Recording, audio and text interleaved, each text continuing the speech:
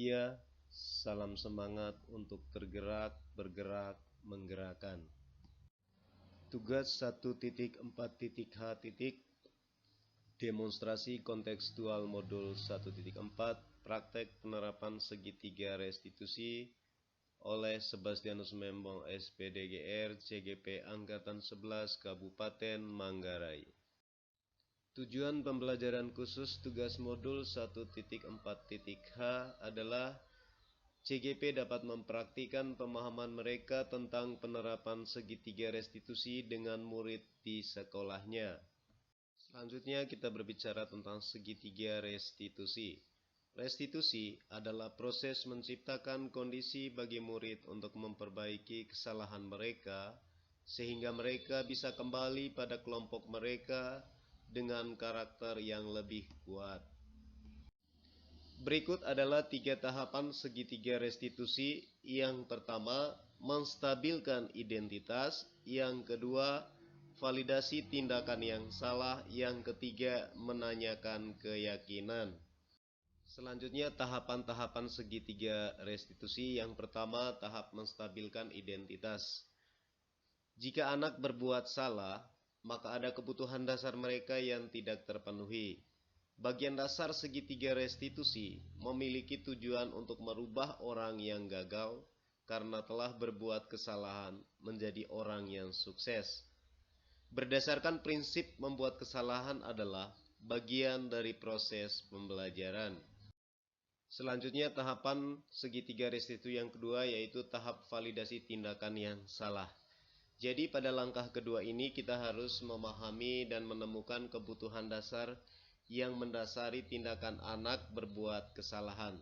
Jadi menurut teori kontrol, semua tindakan manusia, baik atau buruk, pasti memiliki maksud atau tujuan tertentu. Ketika kita menolak anak yang berbuat salah, dia akan tetap dalam masalah. Yang diperlukan adalah kita memahami alasan melakukan hal tersebut sehingga anak merasa dipahami. Selanjutnya tahapan segitiga restitusi yang terakhir adalah tahap menanyakan keyakinan. Jadi ketika langkah 1 dan langkah 2 sukses dilakukan, maka anak akan siap untuk dihubungkan dengan nilai-nilai yang dia percaya dan berpindah menjadi orang yang dia inginkan. Penting menanyakan ke anak tentang kehidupan ke depan yang dia inginkan. Jadi pada tahap ini, murid akan diberi pertanyaan-pertanyaan bermakna untuk memunculkan motivasi intrinsik serta mampu mengaitkan keyakinannya dengan tindakan yang salah. Baik, selanjutnya masuk pada kasus yang pertama. Laura terlambat datang sekolah karena malamnya mengikuti resepsi pernikahan keluarga bersama orang tuanya sehingga dia bangun kesiangan. Berikut skenario penyelesaian masalah menggunakan segitiga restitusi. Skenario tahap pertama, menstabilkan identitas. Laura?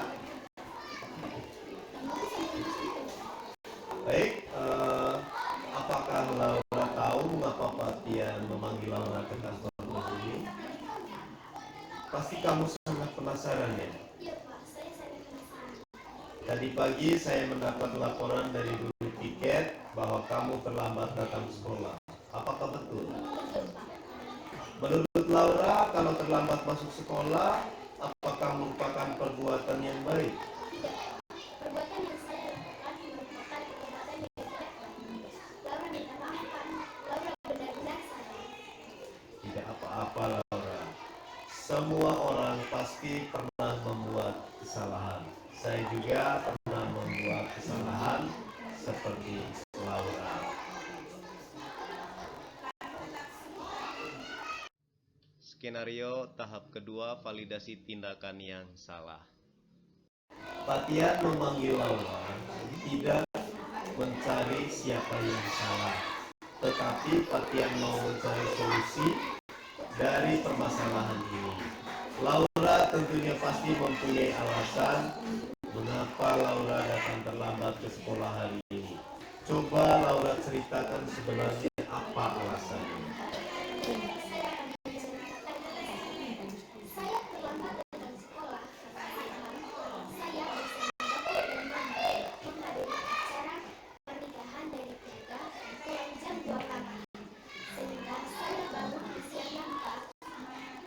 nih. Jadi begini, mengikuti orang tua hadir dalam acara resepsi pernikahan sangat menyenangkan karena bisa bertemu banyak orang di tempat resepsi kan. Selain itu kita juga hadir karena menghargai undangan dari pihak keluarga yang menyelenggarakan pesta. Selain itu pula juga kita bisa menikmati makanan pesta yang sangat enak kan. Adakah solusi yang bisa kamu lakukan agar Laura bisa masuk sekolah tepat waktu sesuai aturan?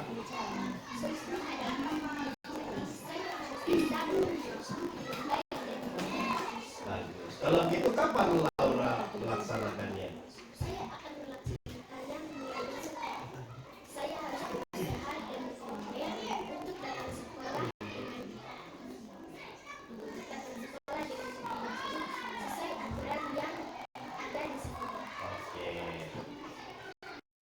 Skenario tahap ketiga menanyakan keyakinan.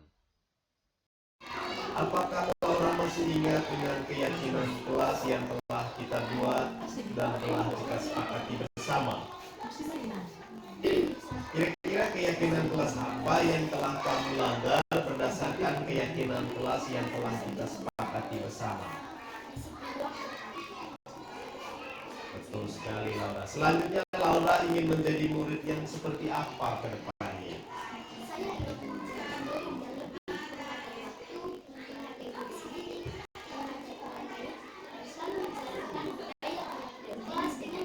Bagus sekali. Baiklah Laura, kita sudah mendapatkan solusi dari permasalahan ini. Patian sangat yakin Laura bisa menanamkan nilai disiplin waktu dengan baik dan dapat mengatur waktu dengan lebih baik dan bijak ke depannya.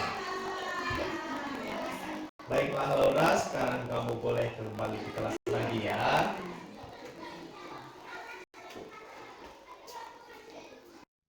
Berikut adalah tanggapan siswa ketika telah diajak untuk menggunakan segitiga restitusi dalam pemecahan masalah yang dihadapinya.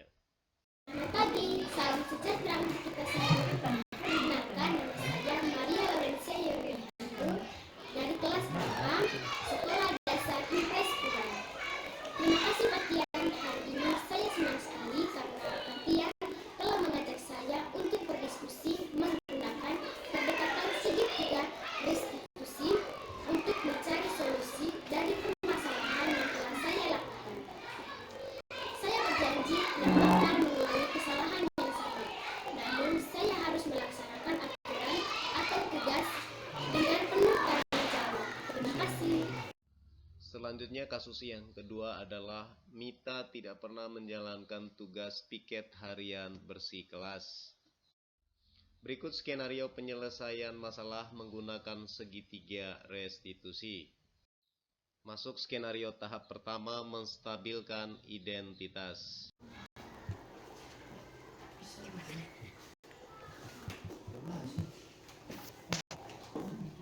Baik Mita, apakah Mita tahu mengapa Patian memanggil Mita ke kantor pagi ini? Tidak tahu, Pak. Pasti Mita penasaran ya? Iya, Pak, saya sangat penasaran. Mita, jam istirahat pertama tadi saya mendapat laporan dari ketua kelas bahwa selama ini kamu tidak pernah menjalankan tugas piket harian bersih kelas. Apakah ini betul Mita? Iya, betul, Pak. Saya tidak pernah melaksanakan tugas piket harian kelas. Menurut Mita, kalau kita sering tidak melaksanakan tugas piket harian bersih kelas, maka itu termasuk perbuatan baik atau tidak? Perbuatan yang saya lakukan tidak baik, Pak. Kita minta maaf ya, Pak. Kita sudah membuat kesalahan. Betul sekali. Tidak apa-apa Mita. Semua orang pasti melakukan kesalahan. Saya juga pernah membuat kesalahan seperti Mita. Selanjutnya skenario tahap kedua, validasi tindakan yang salah.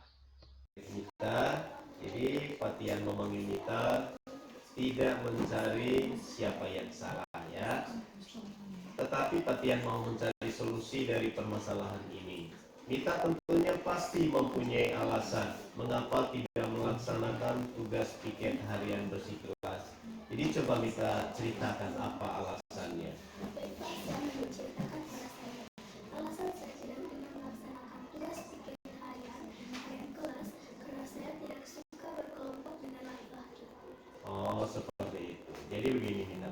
Sebenarnya kalau kita berada dalam satu kelompok itu ada laki-laki dan ada perempuan, maka pekerjaan jadi mudah dan jadi menyenangkan. Karena ada pekerjaan yang harus dilakukan oleh laki-laki dan juga yang harus dilakukan oleh perempuan. Contohnya begini, ketika Mita mau membersihkan lantai kelas, tentunya butuh air kan? Sehingga pekerjaan yang dilakukan laki-laki adalah menimba air di sumur serta mengambil air di tempat atau di wadah-wadah air yang telah disediakan. Jadi pekerjaan kita lebih mudah kan Mita? Ya Pak, benar sekali ya. Adakah solusi yang bisa kamu lakukan agar bisa melaksanakan tugas piket harian bersih kelas? Solusinya ada Pak, jadi saya harus menghargai antara laki-laki dan perempuan. Saya menjalankan tugas yang bisa saya jalankan. Kalau begitu, kapan Mita mulai melaksanakannya? Saya akan mulai melaksanakannya besok Pak. Bagus. Dan skenario tahap ketiga menanyakan keyakinan. Baik Mita, apakah Mita masih ingat dengan keyakinan kelas yang telah kita buat dan telah kita sepakati bersama? Masih ingat Pak?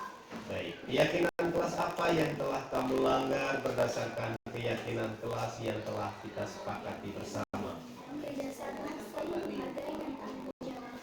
Betul sekali Mita. Selanjutnya Mita ingin menjadi murid yang seperti apa ke depannya? Saya ingin menjadi murid yang bisa bekerja sama, menghargai perbedaan, menghargai orang lain, menghargai diri sendiri. Betul sekali. Baiklah Mita. Kita sudah mendapatkan solusi dari permasalahan ini. Fatian sangat yakin Mita bisa menanamkan nilai kerjasama, nilai saling menghargai perbedaan, dan dapat menjalankan tugas piket harian bersih kelas ke depannya dengan baik dan penuh tanggung jawab. Baik Pak, terima kasih. Baiklah kita sekarang kamu boleh kembali ke kelas. Silakan.